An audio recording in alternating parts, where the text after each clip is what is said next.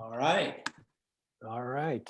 Thank you, Robert, so much. I appreciate it. Hello, everyone. I'm Stephen Donaco, the founder of Social Chrysalis, and it's my pleasure to introduce tonight's roundtable in our ongoing series. The title of the session tonight is called Living Creatively from the Inside Out, the Transformational Power of Spiritual Practices in Uncertain Times. And we've got the masters of spiritual practices with us to host this tonight.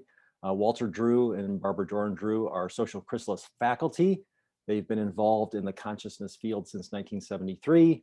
They speak, teach, and write about transformational spiritual practices to enhance consciousness, creativity, and deep purpose in our personal and professional lives. And they've been members of the Social Chrysalis faculty since its launch in January of 2020. So we've been around for just over a year. And there's a lot more to their bio, which you would have gotten in the emails, and you can also see their full bio on the website. So with that, I'm not going to hold this up any further, and I'm going to hand it off to Barbara and Walter. Thank you so much for doing this. Well, thank you, Stephen. Thank you for that introduction. And Stephen's already told you what we're going to be talking about tonight. Living creatively, the transformational power of spiritual practices in uncertain times. And we're going to offer some insights and an opportunity for you all to participate. So, Barbara.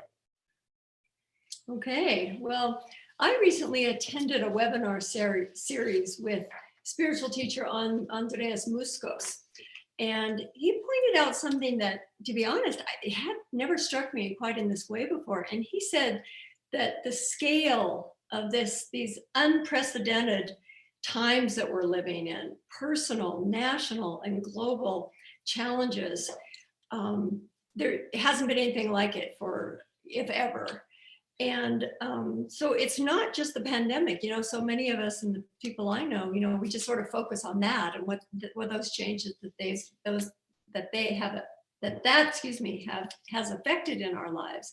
But there's this whole other pantheon of things. And said that in the past, previous to this, we may have experienced change and unsettling circumstances, maybe in an area or two or three of our lives.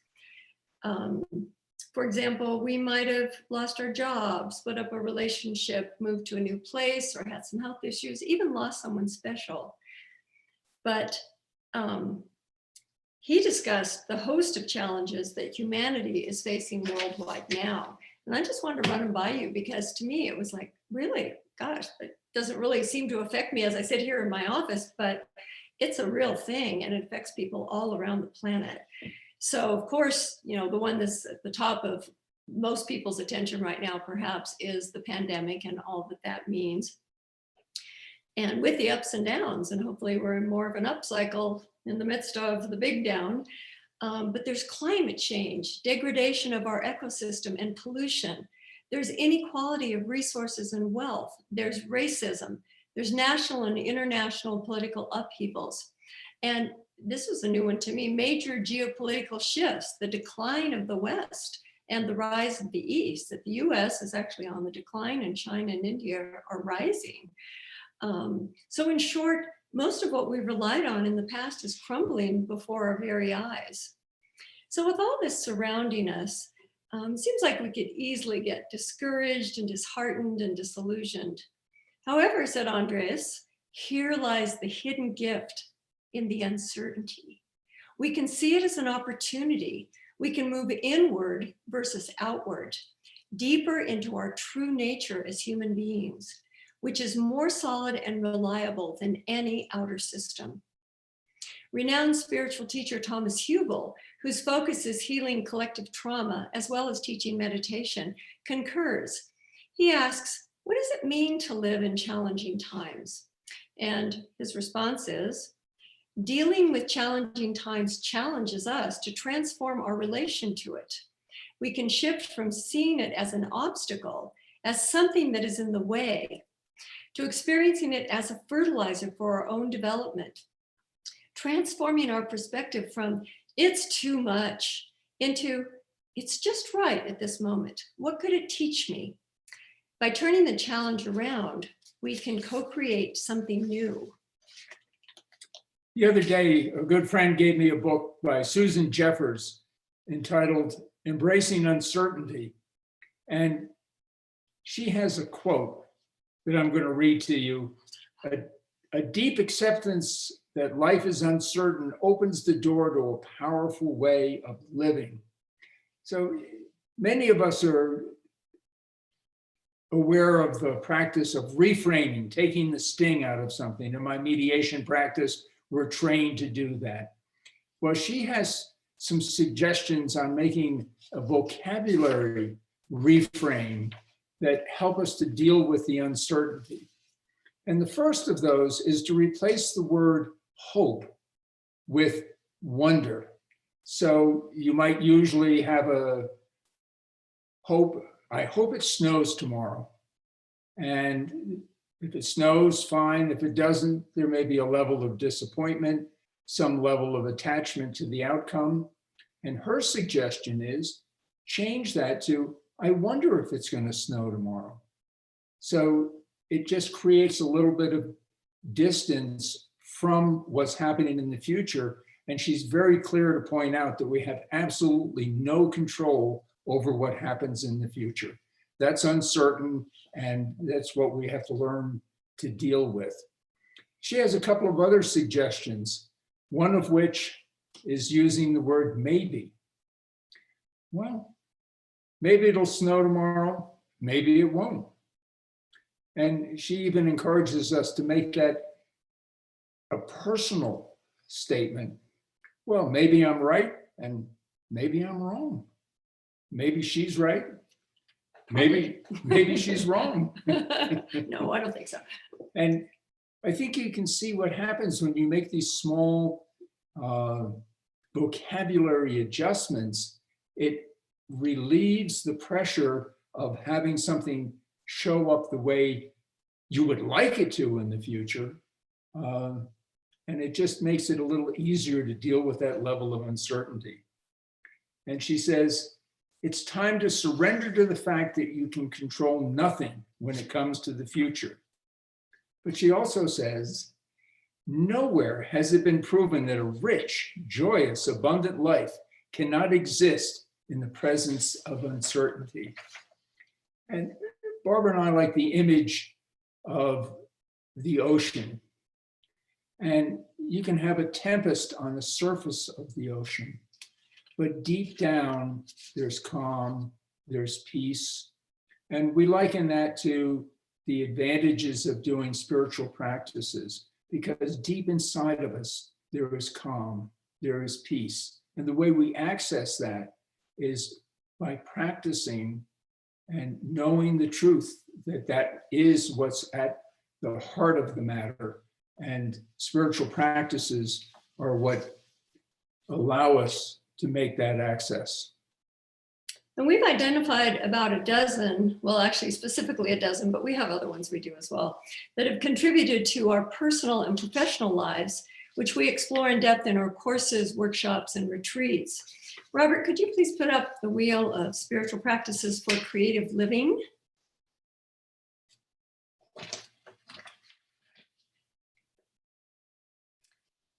So we just wanted to let you know, as you can see, they run the gamut. This actually is a chronological progression that we take people through in our 8-week course, and more quickly in our shorter workshops. But we start with meditation as the foundation of our days. And then there's a process called life review, where we really look at our life by decades and the things we learn about from our past and the old stories and the patterns and the things that happen that we haven't let go of. All of these things really come to light. And it's a very, very powerful practice for people. And then we have self-compassion for ourselves and the things that we see about ourselves and others. And we go through forgiveness and then gratitude. We'll talk about that a little bit tonight. And then we move through those first several, and then we do a releasing ritual. And that opens us up to, at the bottom of the screen, it's called callings. And once we're no longer full of the old ideas and the old stories and patterns that always send us in a certain direction, which is often not to our benefit or to anyone else's, then we opened up to the creative possibilities that await us. From there, we get in touch with our life purpose and set intentions around that. And we work with self-care. Like, it's very important in the midst of all this, and especially at these times, that we really take time to renew ourselves, and that can come in a lot of different ways. And a very important thing at this time, when a lot of people feel isolated, taking inspirational classes and doing inspirational reading. And I'm sure so many of you, like us, there's the phrase now, what's it, Zoom fatigue, that so many people said. A year ago when we did our first course, was last year on March 3rd, it was just getting started and people didn't even know how to navigate with Zoom. But now there's almost anything in the world that you might want to look for, and it creates connection and it builds community. So being in community is really important, because many people can feel alone at this time, and like they're stuck in this all by themselves. Or they miss so much. They miss touching and, being with the people they love at close hand. And then from there, we move beyond self to service, and we see what is ours to do, that we have unique gifts for, to assist in creating a world that works for everyone. So that's in our online 8-week course that's coming up. We'll be taking people through all 12 of those. For this evening, we've decided to focus on 3 of them. So they are meditation at the top, gratitude, and callings. So Barbara and I start our day with meditation. However, it is the middle of 3 practices that we do. So very first thing, and we've been doing this for 32 years, we wake up in the morning and one of us rolls over to the other one and says, "This is the day the Lord hath made. Let us rejoice and be glad in it." Something wonderful is happening today. Something wonderful is happening today. I love you, Barbara. I love you, Walter. And that's how we start our day. And let's just take a moment and go back and take a look at that. This is the day the Lord hath made. Well, we're not particularly hung up on the fact that the Lord made it. This is a new day. This is part of that 24-hour cycle. We come out of the dark into the light, and we're grateful for that. And then we make a conscious intention for the day. Something wonderful is happening today. And that allows us to set a course, a path for how we're going to conduct ourselves. And it served us very well, because whatever we've gone to bed with that might be an upset of some sort, we just let go of it. And that's been a successful part of our relationship, that we start each day fresh. And this idea of setting up a positive expectancy is a wonderful thing. And it never hurts to tell your partner, "I love you." That's right. Get the love juices going in the open heart for the day. Okay, so then we move from after feeding our animals, which of course are the top priority after we get out of bed. We meditate for 30 minutes, sitting side by side, pretty close, in a sacred space that we've created to do this every day. And it's really the foundational practice that anchors our days. And I can certainly tell a difference on the days when it's just too busy, or I let it be too busy for me to do it. But this is the time we go within and we center ourselves, and we establish connection with spirit and listen for, the proverbial still small voice that's always there wanting to communicate with us and guide us. And, my personal goals is someday I'm so clear in my consciousness that it's a strong, forceful voice and I can hear it, rather than just this little tiny thing that I usually slips through somehow, maybe. And meditation offers the opportunity to go to that deep part of our essence that never changes, which Walter was talking about, that image of the deep part of ourselves, the deep part of the ocean. And we're finding meditation to be especially critical practice during this time of ever-changing outer conditions over which we have, I was going to say little control, almost no control, it seems like sometimes. But the meditation provides the stability from which we engage with all the uncertainties. So this is all a progression. So we started off in bed, then we get up, we do our chores, then we go and we sit. And then while we're sitting, the coffee's brewing. So then we go and get a cup of coffee and we sit down on our couch. And at that point, we share inspirational reading. And we use a magazine put out by Centers for Spiritual Living, a guide to spiritual living. And it has a guide for every day. And we just rotate reading them aloud. And then we'll spend another 30 to 45 minutes talking about something that came up in the reading or something that came up in the meditation or an issue that we have. It could even be something on our to-do list and what we're going to be doing for the day. But usually it's something related to spiritual practice, and it's not about the busyness of life. So now I want to get practical here and share with you a meditation that has, for me, proven to be very useful in a variety of situations. So it's both practical and mystical. And for example, I've had a lot of recent dental work, and going in there and the drill starts up and I just do this meditation and it really gets me through. And or going to an MRI, I've done this for years. And so, you know, I just lie myself down and I go into the tube and I'm just reciting this, and it's really peaceful. Also, when I wake up in the middle of the night with tons on my mind, like just before this roundtable or upcoming course, it's quite full at the moment. But the most important thing is that it energizes our whole body, heart, mind, and spirit. For the day or the particular situation before you, I use it in so many circumstances. So I adapted this meditation from a Tai Chi class I took some years ago called The Dance of the Tree, given by Levi Ben Shmuel, who's a Tai Chi and Kabbalah teacher. And you can spend as long or short time with this as you have time available, simply by increasing the number of repetitions of the phrases, and each of which corresponds to a particular, what is called in the Tree of Life, a sephira, which is an energy center in the Tree of Life. And this practice aligns us in consciousness with the divine presence with each one of us, within each one of us right here and right now. For those familiar with the Kabbalah, I wanted to let you know that to simplify the process for tonight, we'll not be using the actual Hebrew names of the Sephirot. However, along with the replay of tonight's roundtable that you'll receive tomorrow, you'll also receive a version of the meditation with those actual names. So,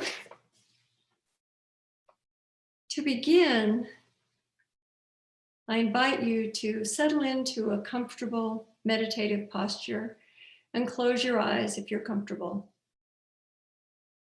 Now's our time to do just what we've been talking about, to turn within to the world that never changes.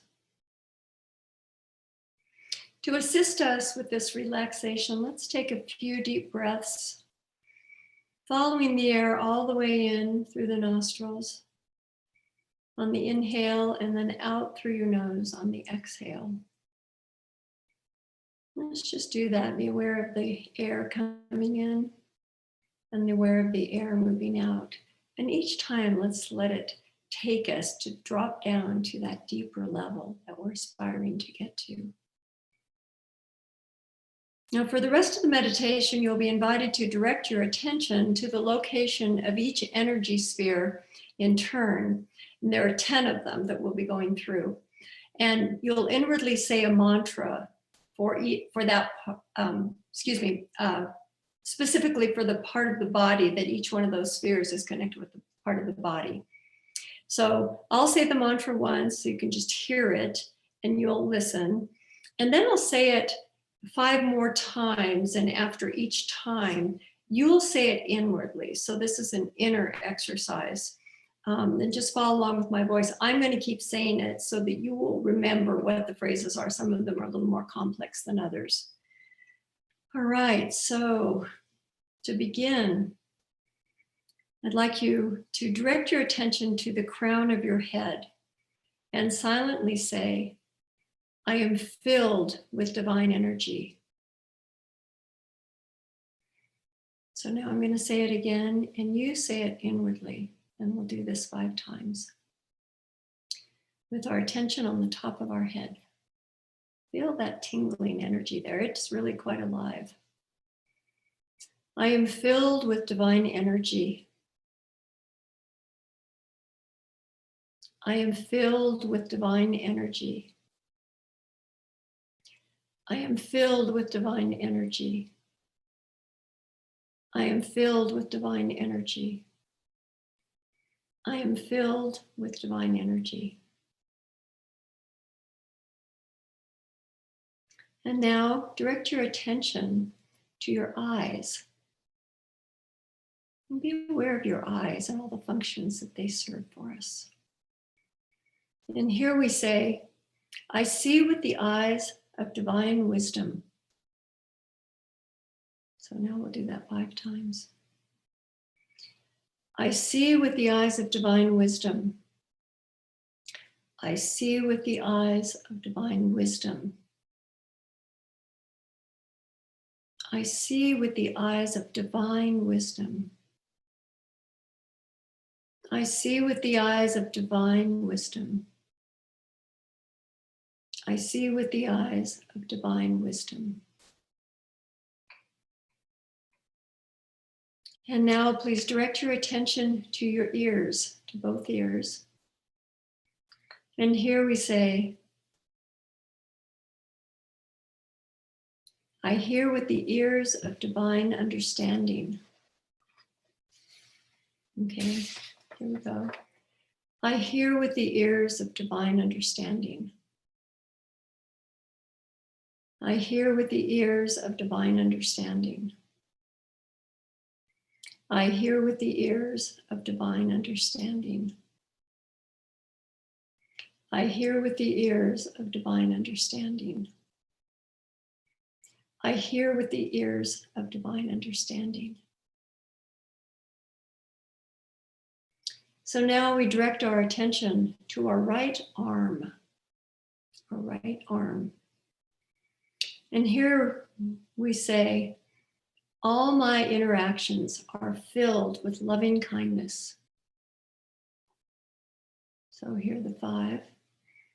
All my interactions are filled with loving kindness. All my interactions are filled with loving kindness. All my interactions are filled with loving kindness. All my interactions are filled with loving kindness. All my interactions are filled with loving kindness.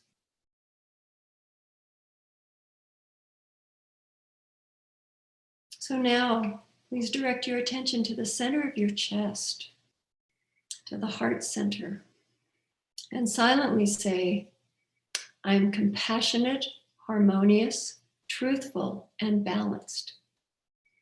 I am compassionate, harmonious, truthful, and balanced. I am compassionate, harmonious, truthful, and balanced. I am compassionate, harmonious, truthful, and balanced. I am compassionate, harmonious, truthful, and balanced.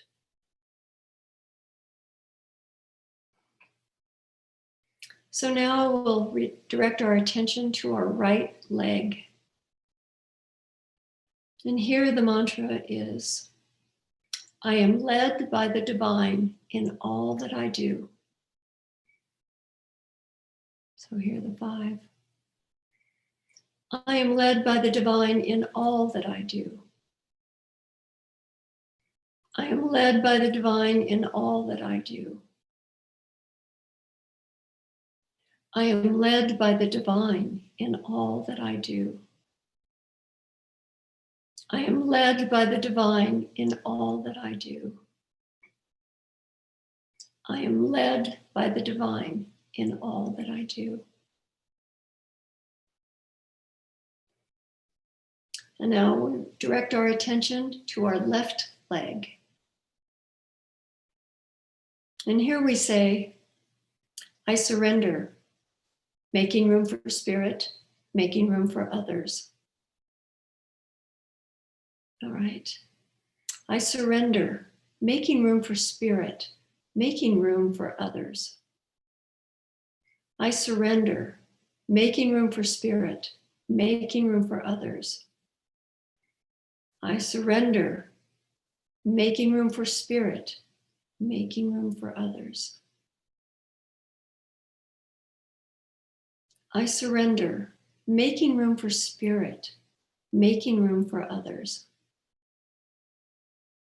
I surrender, making room for spirit, making room for others.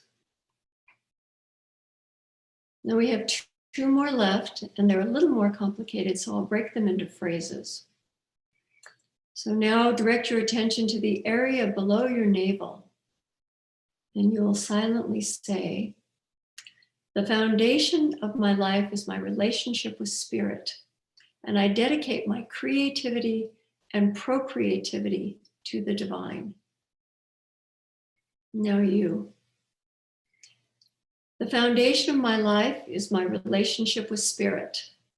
You say that. And I dedicate my creativity and procreativity to the divine. The foundation of my life is my relationship with spirit.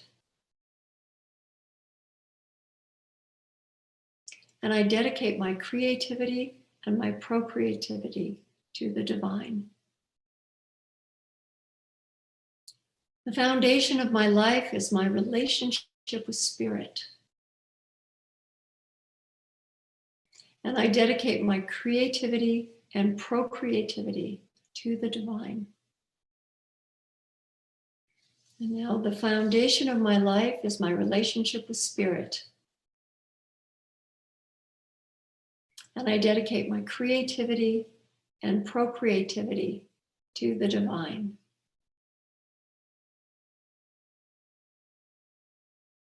So now the 10th Sephira, or energy center. Here's a dual activity. Direct your attention to both of your feet and to your mouth this time. So take a moment to do that. Become aware of your feet sitting on the floor or however your body has them in position right now.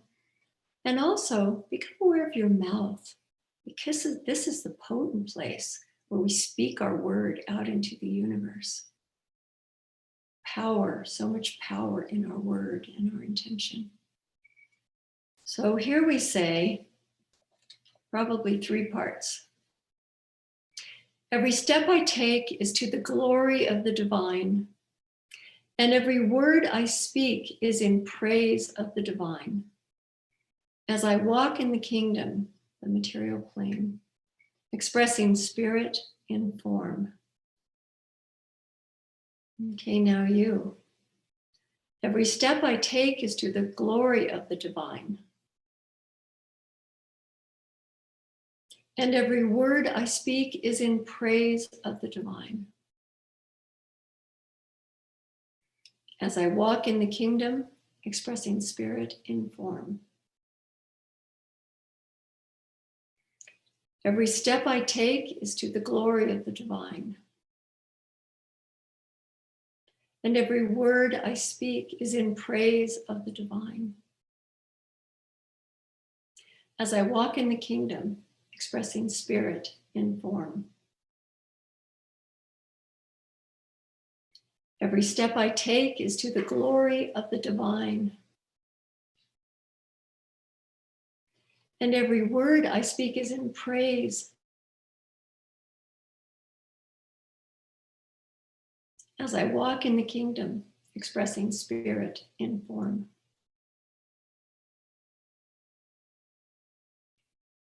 Every step I take is to the glory of the divine. And every word I speak is in praise of the divine. As I walk in the kingdom, expressing spirit in form. So one last time. Every step I take is to the glory of the divine. And every word I speak is in praise of the divine. As I walk in the kingdom, expressing spirit in form.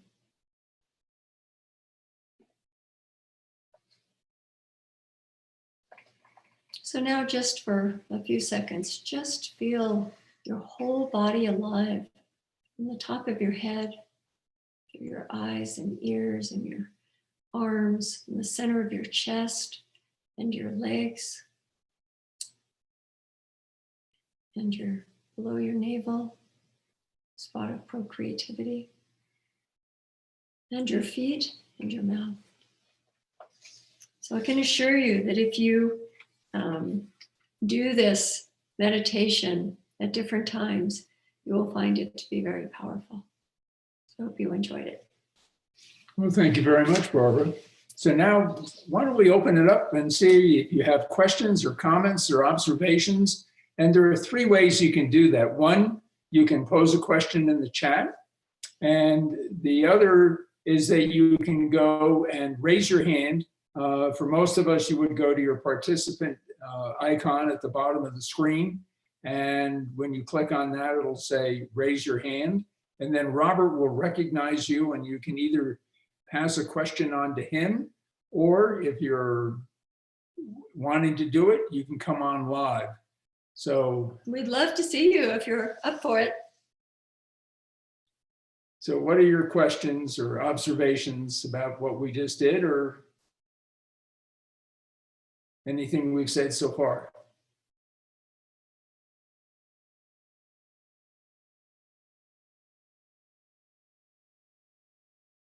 There's a message from Sharon Maloney to everyone. Beautiful meditation, Barbara. Thank you, Sharon.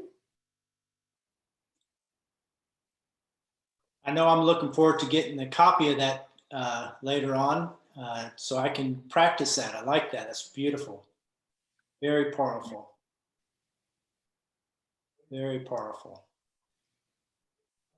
I'd love to hear, if it had any impact, if it didn't. I mean, it's, this is it's the first time I've really put this out in public. I've been doing it myself for years and do it with Walter occasionally, but I would love to know if it does speak to you in some way, or you think. I'll just say that I appreciate the meditation, and I think it's important because in a weird paradoxical way, being in lockdown has made a lot of us more busy. So it's strange, which just underscores the importance of these kinds of exercises. I also appreciate what you said earlier on about having wonder about things. I wonder if versus making a judgment, and it just and I the way I interpret that is it gives us the opportunity to be neutral, which can be soothing. It doesn't mean that we don't care, we're detaching, but that we just give ourselves the opportunity to step back, and then the meditation further enhances that soothing. So that's my reflection.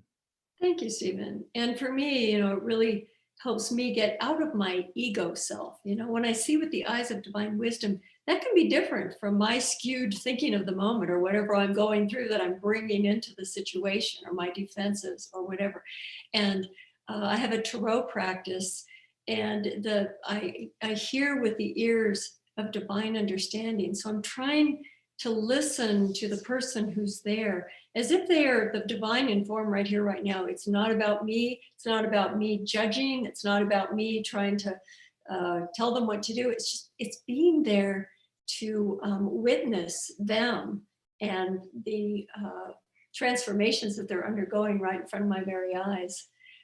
So for me, there's a lot of things like that just remind me to come from my highest human potential, which Social Chrysalis is all about, our evolutionary highest human potential, rather than, I have to say sometimes, especially in the last few months, have descended into some of my lower parts when I turn on the news. So I stopped doing that. I see that Marilyn has a question, and she wants to understand calling more. And that's the third spiritual practice that we're going to present this evening. And so there will be a lot more information about calling, and we're actually going to do an exercise around that. Exactly. And we have a Q&A also from Stephen Carey that says, lovely presentation. I love you guys so much. Please expand on what you mean by the word divine. Yes, excellent question, Stephen. This is one of those situations where every spiritual tradition has a different word for what you might, people think of as the oneness, as our creative source, as even the universe it's sometimes called. It's that which is, we're the microcosm of, if you're familiar with that idea of as above, so below.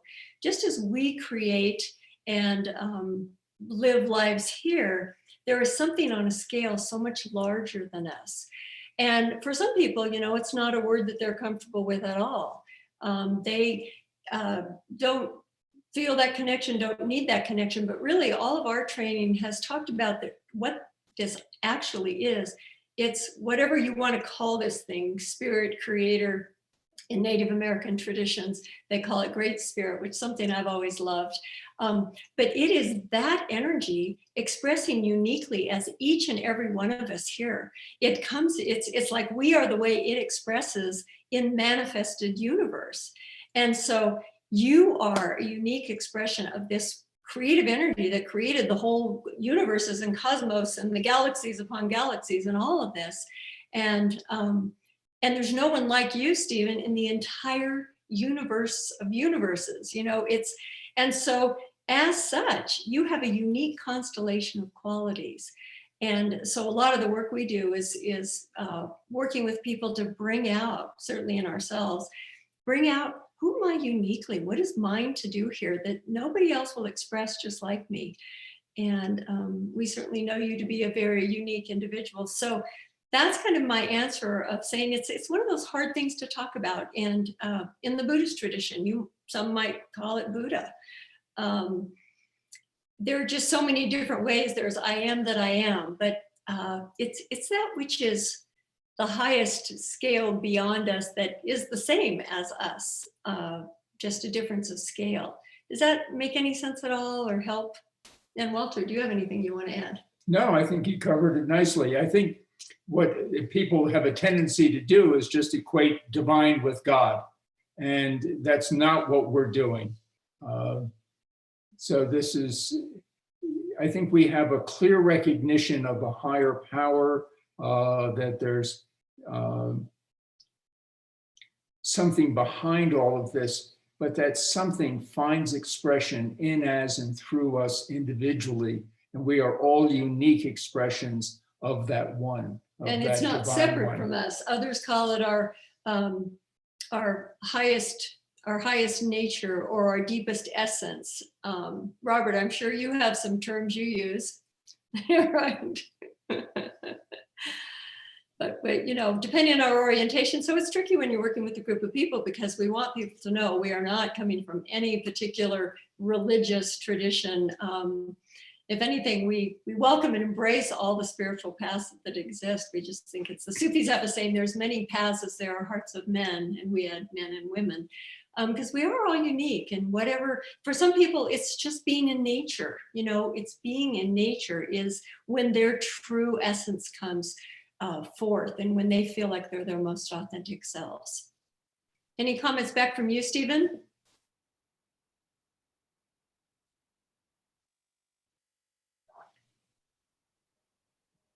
Are you asking Stephen Carey that? Oh, Stephen Carey, yeah. It did. So make sure it wasn't directed to me. Oh, yeah. Well, you can chime in too. You could be our panel.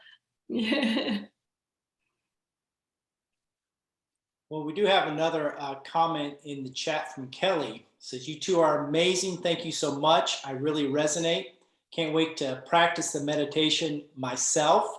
It's very deep. Do you two offer any teachings on co-creation from a spiritual romantic perspective? You're both modeling that very well. Interesting that you should ask that. One of the things that we offer, although we have not for a number of years, but we have We developed an 8-week course a number of years ago called Spiritual Practices for Spiritual Partnering. And it is for couples. And right now, Stephen has us, we're on Social Chrysalis, we're doing our Creative Aging, Embracing Life with Passion, Purpose, and Possibility course, which is starting March 4th. But that's in the back of our mind, that we would love to do work with couples again. It's something that we just love, and it's something that's so important to us, as you can probably tell.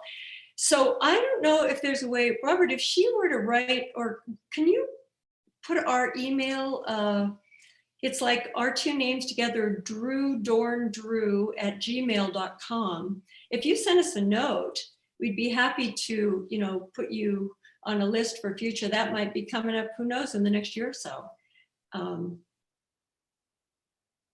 And also our creative aging, we just had a couple in the last course we taught in October, November.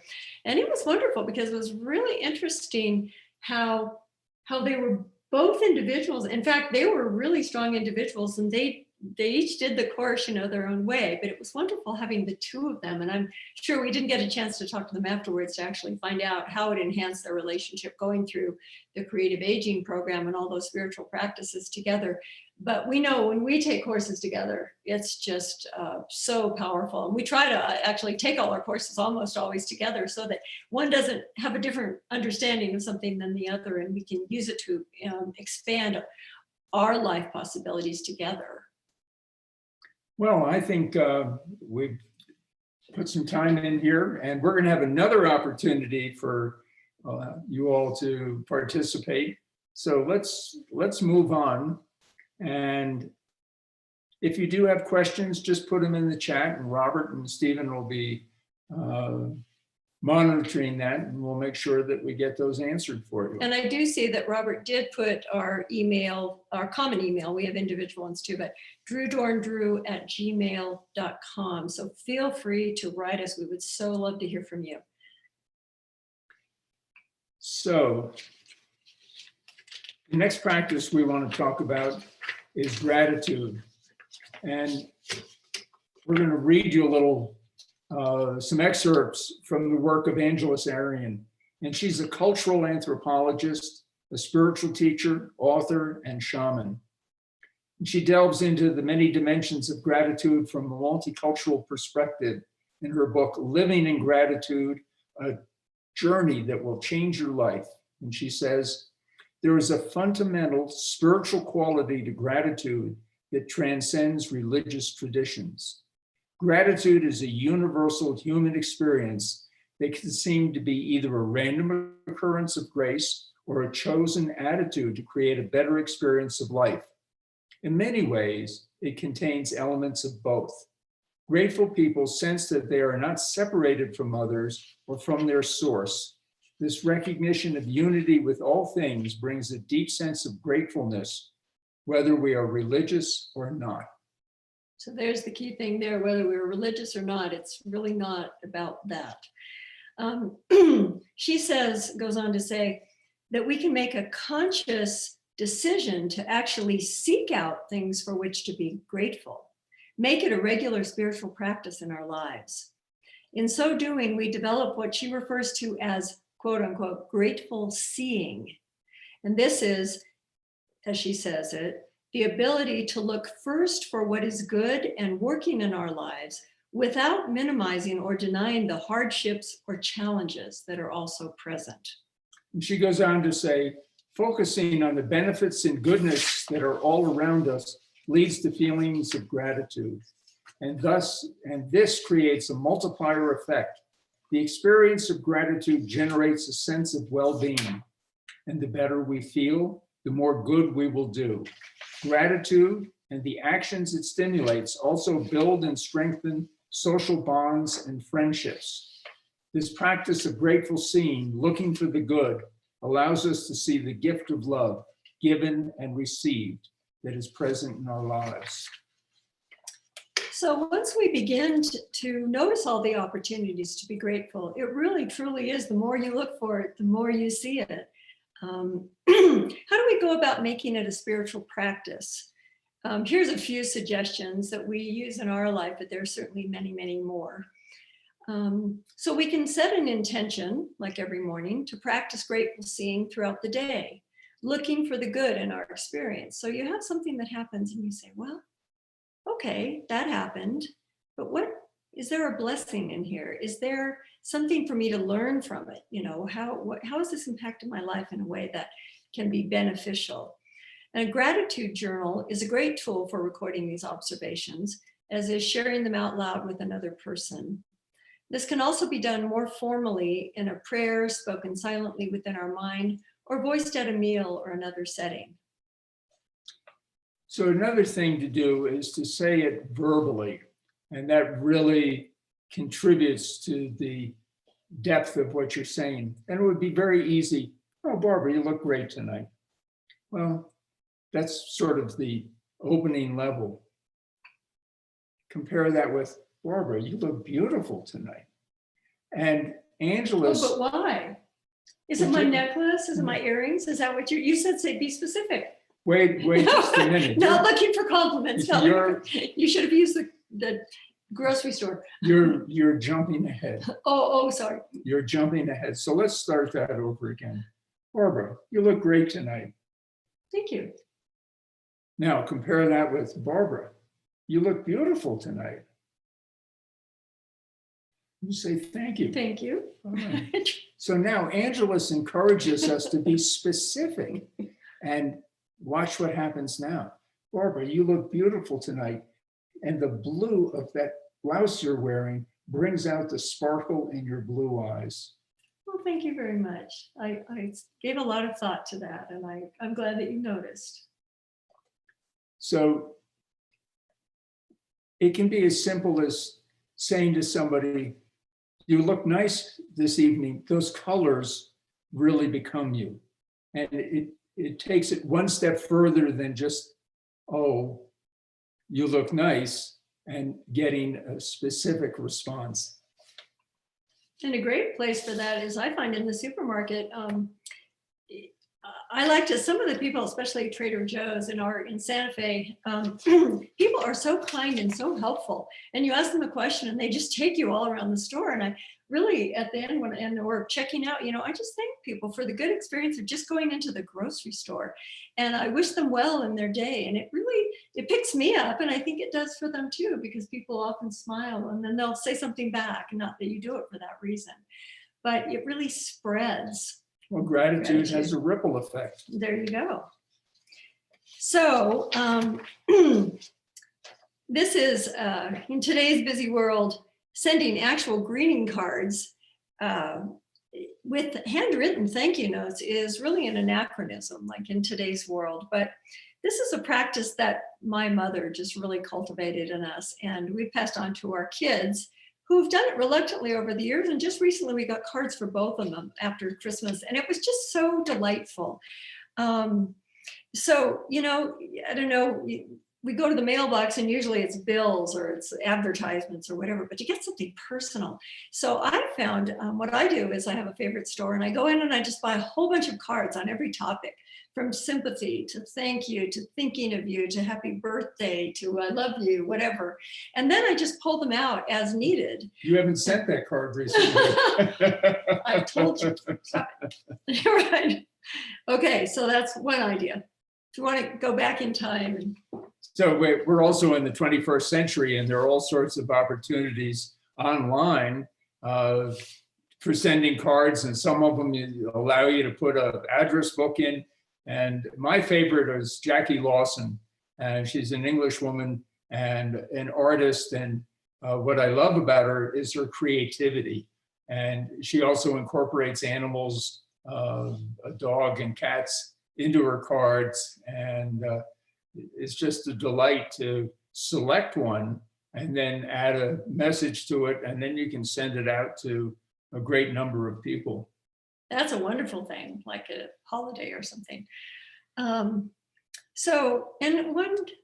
a daily email routine, when we sit down, I sit down to my computer and all of a sudden I'm like doing all these things and have to respond to this and I'm behind on this and blah, blah. When I send a note, to try to take a moment and acknowledge the person I'm writing to And just, how are you today? I've been thinking about you, or this or that, or, when I saw you, it was so wonderful, and that kind of thing. Just, I know it's good for me. And I think it's also, I know it's nice when I receive something like that, that it's an acknowledgement, not just of the work we have to do, but that we are two human beings coming together in this. And we appreciate each other. So another aspect of gratitude is that it can help to heal.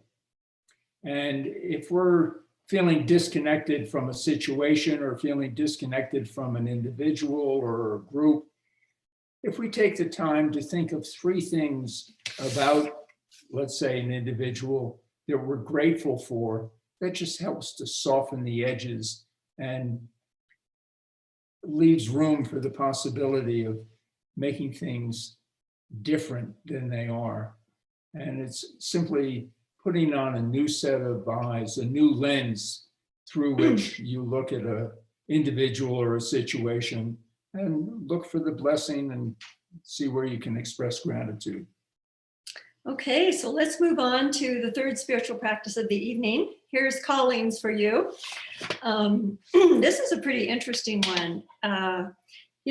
Normally in our 8-week course, this would come in week 5 after we've done all those things we talked about, the life review and working with self-compassion and forgiveness and gratitude, and then releasing all that no longer serves us. And that those things tend to keep us small, tend to keep us limited, tend to keep us doing same old, rather than stepping out into something new. We are such magnificent beings here. And so this,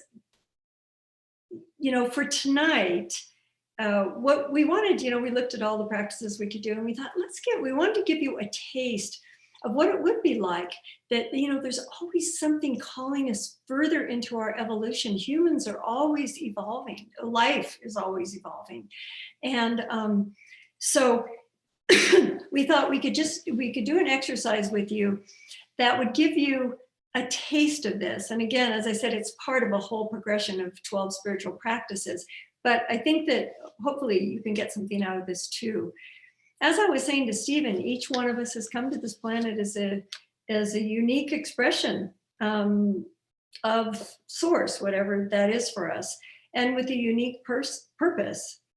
And, many times in our life, especially in our early years, we've let our life be directed by well-meaning others like parents and teachers and religious organizations and our culture, and even some of our friends, some of our best meaning friends have opinions about our lives that, oh, you should do this, or you shouldn't do that, or oh, you should break up with that person, or oh, you should go to that school, or oh, no, you shouldn't do that. You would waste all your money, blah, blah, blah.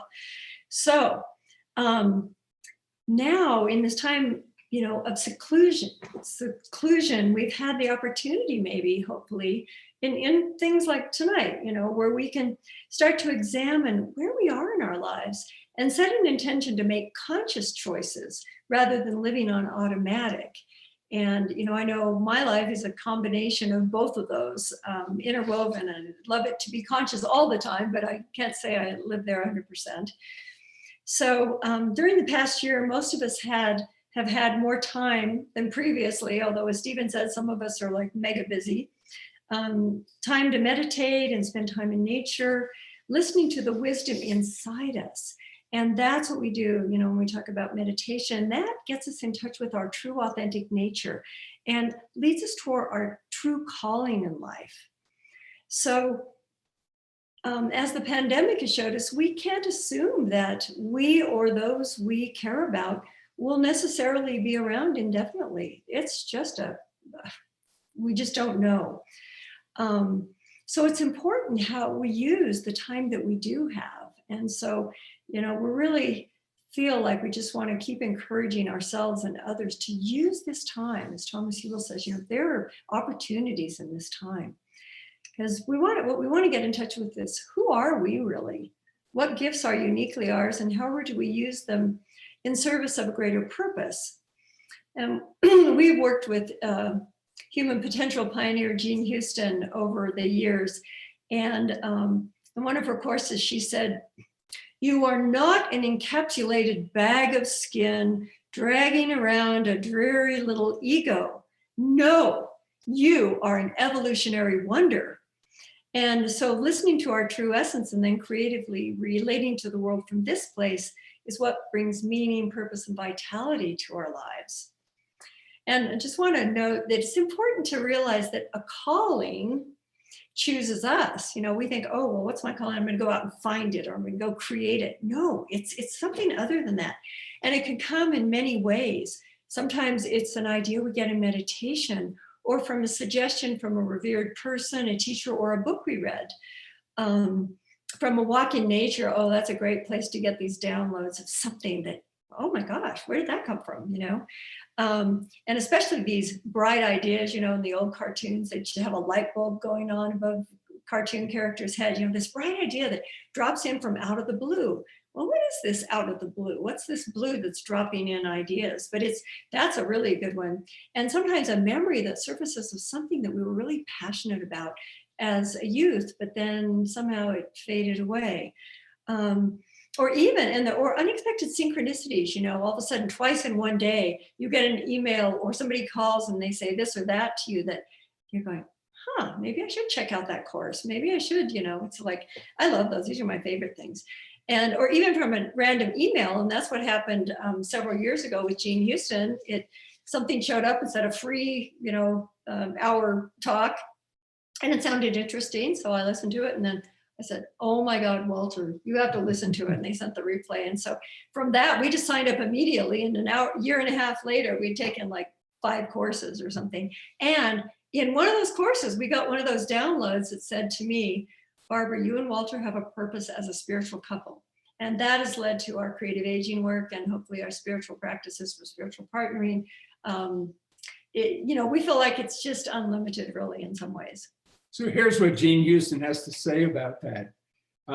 Once you say yes, it's as if the universe says, hot dog, we've got a live one here. And it's so silly. And well, this is how it works. No, wait, it starts showering us with ways to express ourselves, right? It absolutely does. And I mean, within a week of Barbara having this realization that we had a purpose as a spiritual couple, and we had no idea what that meant, we got a phone call from a minister in British Columbia and saying they were reading a book by Richard Rohr. I'm going to finish the story. But quickly, okay. Take a deep breath. Right? I mean, this we have is to the do the power. exercise on calling. This is the power of yes. And so we said yes to this idea of a spiritual couple. And within a week, the phone rings and there's an opportunity to go up there for a weekend and have a weekend retreat on creative aging. And for the second half of life, I think is how they talked about it then. Yeah. And they asked for elders. They wanted elders. And this was what, how many, 5 years ago? We got work to do here. You just get caught up in the story. Yeah. So anyway. What you appreciates.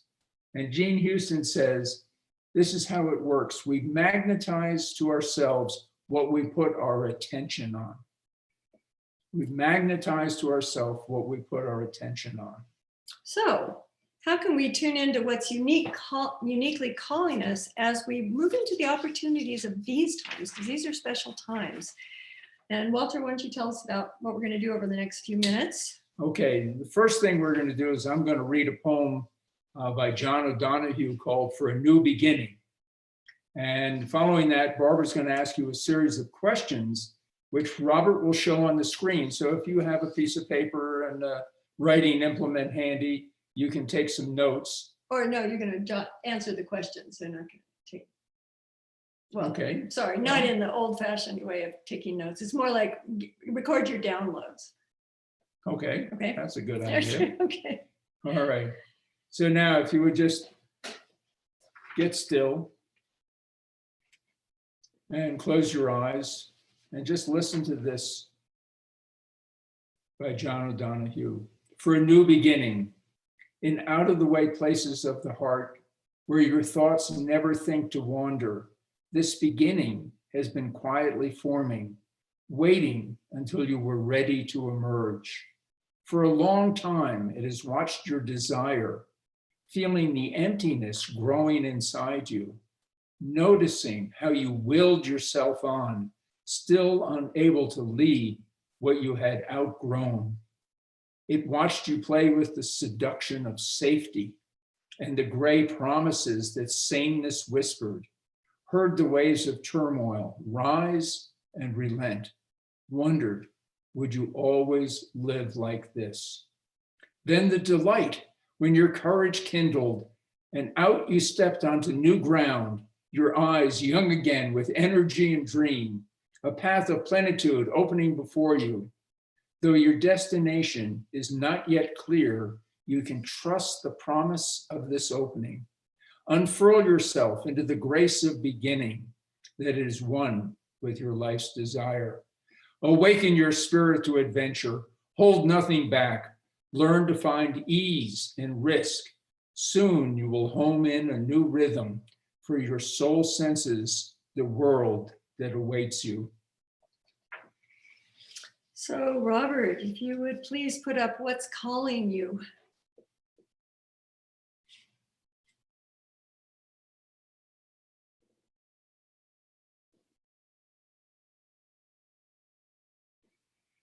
Okay, so for this exercise, it's important not to censor or analyze your reflections, but rather let them flow as they come to mind. Robert, is it possible to get more on the screen, or is it, or mine doesn't? Oh, you'll just scroll up as we go along, that's fine. So now if you would drop back into that deep self that we have talked about all night, the place where the beginnings poem led you to wonder, will I always live this way? What is else out there for me in this lifetime? So in this place, I'm going to ask you these questions, and then you can just either, just sit there with it and with your attention, just your consciousness, see what pops into your mind. Or if you can write it down, that's great, because then you can have it for later as well.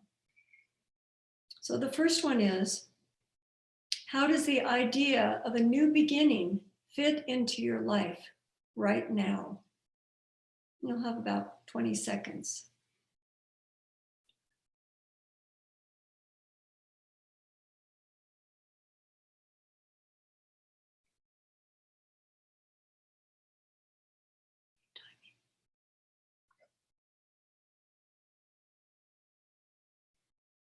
Okay, next question.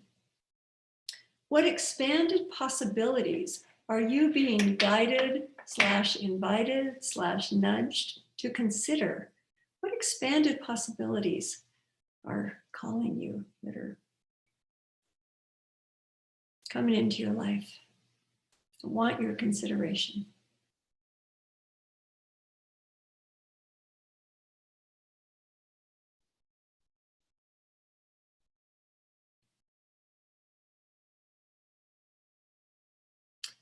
All right.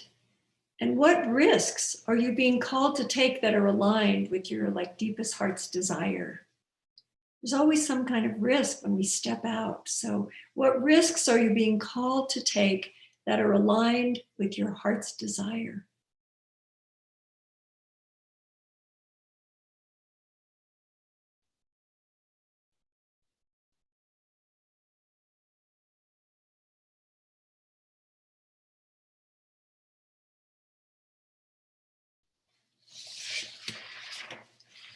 Okay, next question. What do you want to do with your life in the years to come? Just a sense, maybe a sense of something that's unfulfilled for you, that you desired but is out there somewhere. What do you want to do with your life in the years to come that might be different from what you're doing now in some way or another?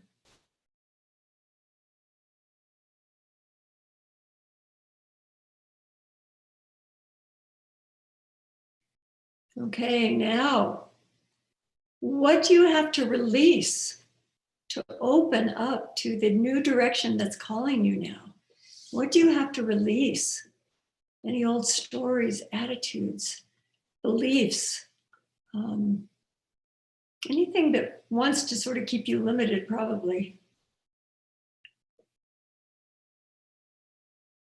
What do you have to release?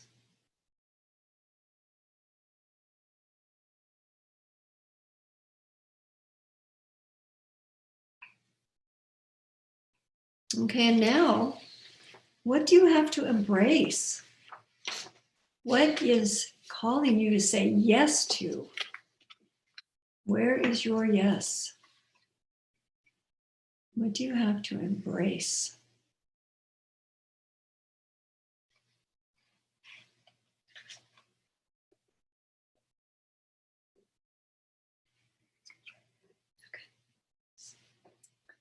Okay. Well, I think that's the exercise. Well, thank you, Barbara.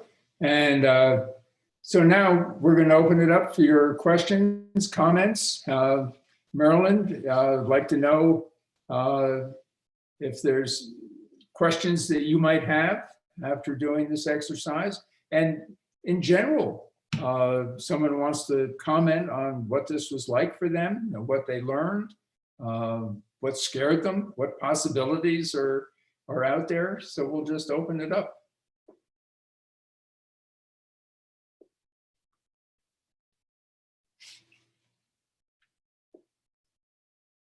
And remember, if you'd like to participate and be on the screen, you can raise your hand under participants and Robert can bring you live.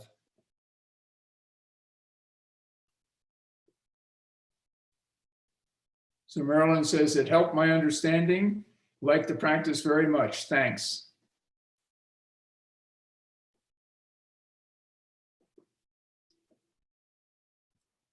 You know, absolutely. You know, one of the things that's so wonderful about doing these things is not to expect the answer that's typical, right? That uncertainty.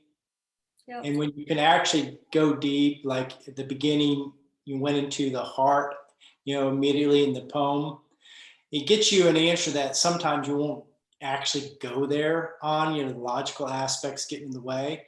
So what's so great about how you guys did this, you know, through the meditation and then the poem, it opens us up to the greater possibilities, right? That we don't want to look at. So I really love the fact that you did this and then gave us the questions and took us through that, because it does, it opens you up to different things you would resist in many ways. So I'm grateful that you did that because it's extremely good. Thank you, Robert. Yeah, and you know, Stephen, you know, Carrie puts in the Q&A, this has been really great, guys. I love your focus on recognizing the possibilities that we haven't yet imagined are available to us. Thank you. There's no question about that. You're welcome, Stephen.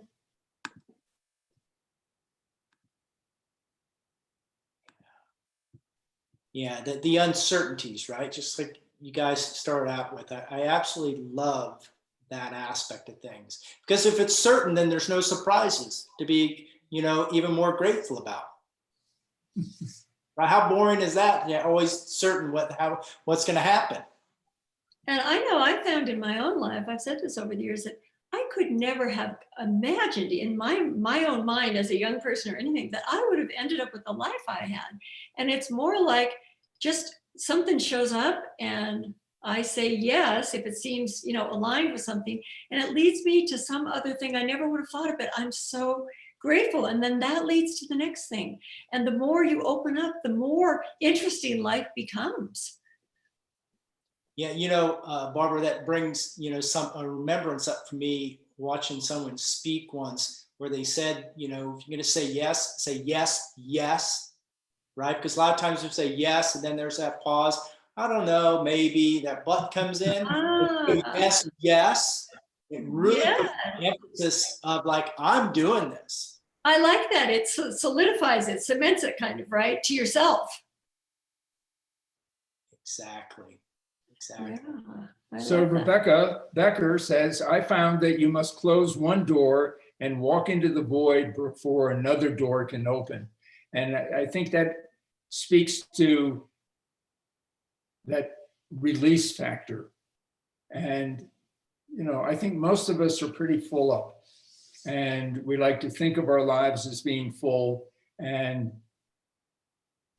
it's like clearing out the clutter, and it's the clutter of our mind. It's the clutter of hanging on to things. And if we can release those, and then the possibility of opening a new door. And I once had an experience. I was in a workshop, Barbara and I were in a workshop together. It was Angela Sarian, was about 25, maybe 28 years ago. And I had sort of a breakthrough experience. And I went up to the facilitator afterwards and I said, well, thank you so much. And he said, well, I opened the door, but you chose to walk through it. And I've always remembered that, because I did the work. They simply created the possibility, and then I did the work. And I think that's has stood me in good stead over the years, that I can't be reliant on other people to do the work for me, but I can be reliant on other people to show me opportunities. And I think what's reminded me when you said that is really that's how we try to set up the creative aging course. You know, it's an evolutionary journey through these 12 spiritual practices. And it's just setting the container, making these openings available, but people have to do the work. And people have been incredible in these courses where they just go deep from the get-go, and you see the transformation, but they're willing to. And if you don't have that, we can't drag it out of anyone or ourselves. You know, we grow as everyone else grows. I see that Marilyn has another question. You're starting to look like. Oh, can we get the slide of the spiritual practices one more time? No, it's not. No. Oh, can you get it? You didn't want not just this moment? Stephen, I'm asking Stephen Danako, Robert, you have it. I mean, I have it. How would we get it for the mailing that goes out tomorrow? Is that possible, or is it too late? We could probably make it a download link. Oh, right, because that's what, yeah, we had an issue with that earlier. Yeah. So if I send it to you, I send it to you tonight after this, could you? Sure. I mean, and I have it too, so I'll make sure. Well, you might not have the one for creative living, because this is one we created for tonight. Oh, yes, yeah. Send it. We'll get it. It's the same. It's really the same. But... And so, Marilyn, what you can do if perchance you don't receive, just write to us. Our email is in the chat. You can scroll back. dorandrew@gmail.com, and we'll send it to you. That would be the easiest way too. Yeah, I've got it. Our daughter created it with collaboration, and it's, yeah. All right, so guys, we have a hand raised by Timothy, so I want to promote him to a panelist to come in to talk. So let me do that. So Timothy, I'm bringing you in. All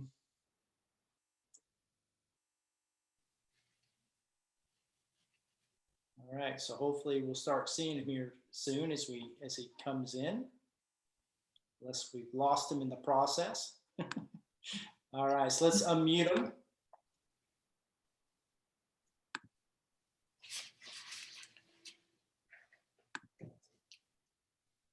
All right, Timothy, I'm trying to unmute you.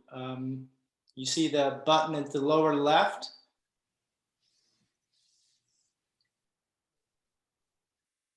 All right, I'm asking to unmute, but it's not happening, Timothy.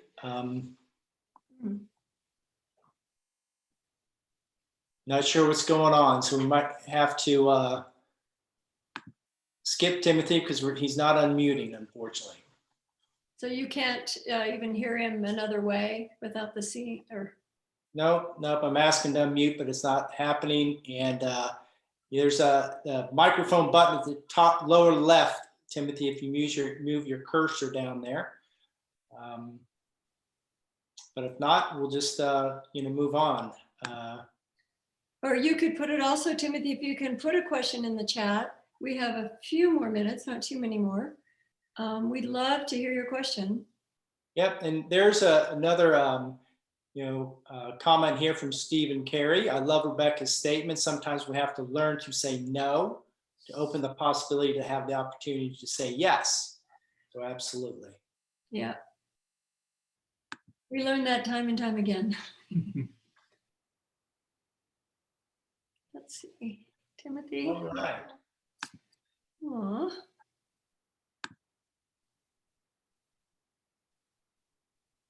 Well, we'll just keep moving on here, everyone. Well, I was attracted to this because I'm definitely aging, but I'm not a couple. Yeah, come to creative aging. It's starting on March 4th. Okay, so I think that we're done. Thank you, Walter. You're going to talk, but we just wanted to say, and we hope that the spiritual practices we've explored here tonight can be helpful to you in your journey over the next weeks and months. And we'll be exploring these, as I said, in our upcoming course.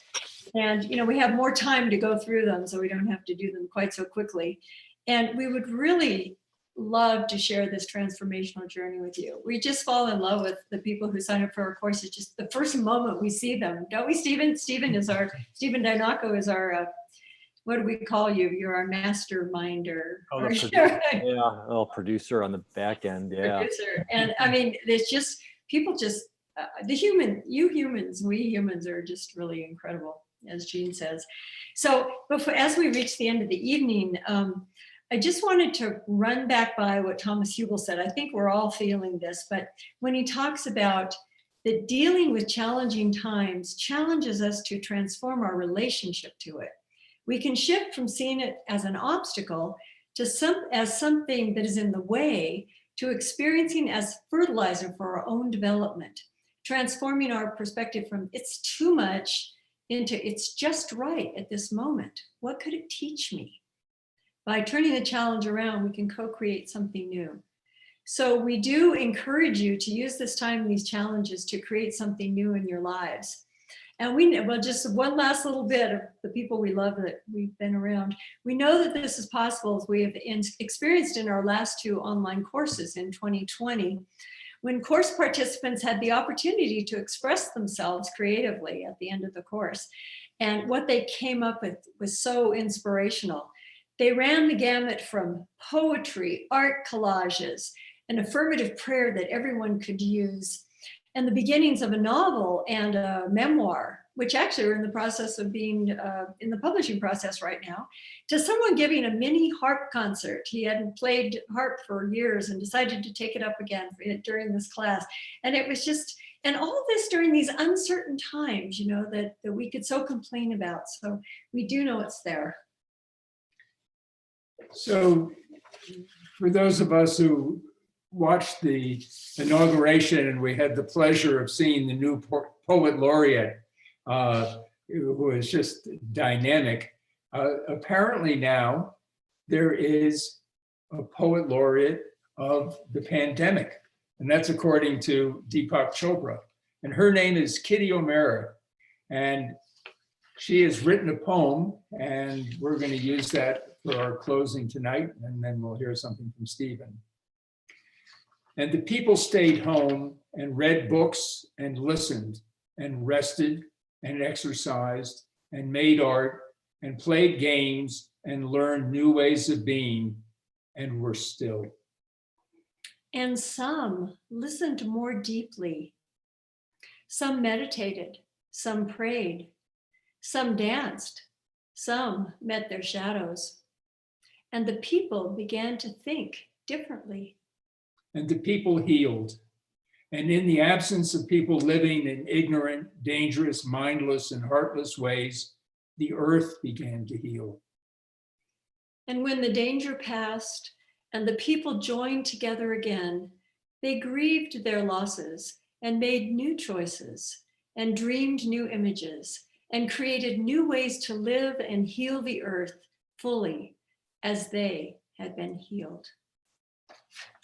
So thank you all very much for being with us tonight. Thank you, Robert, for being the technical wizard. And thank you, Stephen, for founding this whole Social Chrysalis platform and inviting us to be faculty. It's become a major part of our life, and it brings great joy to us.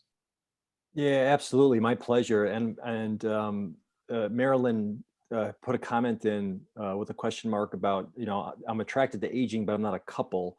And I'm going to take that to mean that the program is not just for couples. There have been couples in it, but absolutely, you don't have to be a couple to be in the program. And I'm going to put in the chat the link to the course itself for this time around. For attendees of the Roundtable, there's a coupon discount code. If you go to the website right now, there's an early bird discount, but this code that I put in is actually even a greater discount than that. So you'll get this by email too. And then that Roundtable discount is available through midnight on Friday. And then let me also say, I have a card here from Barbara. Oh, Stephen, that's the sweet. gratitude cards you sent. And so this was thanking me for another project that we're working on, but there's the proof. And we didn't rehearse this, so. I know. Oh, who would have thought you'd have it nearby? Oh, I just had it sitting there. Oh. So thank you all for attending. You can go to socialchrysalis.com to find more out about the course. And there's the coupon code for you. You'll get that by email too. And it's an incredible experience. I mean, I've witnessed as the producer, people going through quantum shifts that they didn't even expect to coming in. So if you're ready for that yourself, this is the program for you. So thanks everyone. Thanks Robert for producing on the back end. Barbara and Walter, always a pleasure. And we'll see you all next time. Thank you. Hey, we hope to see you on March 4th.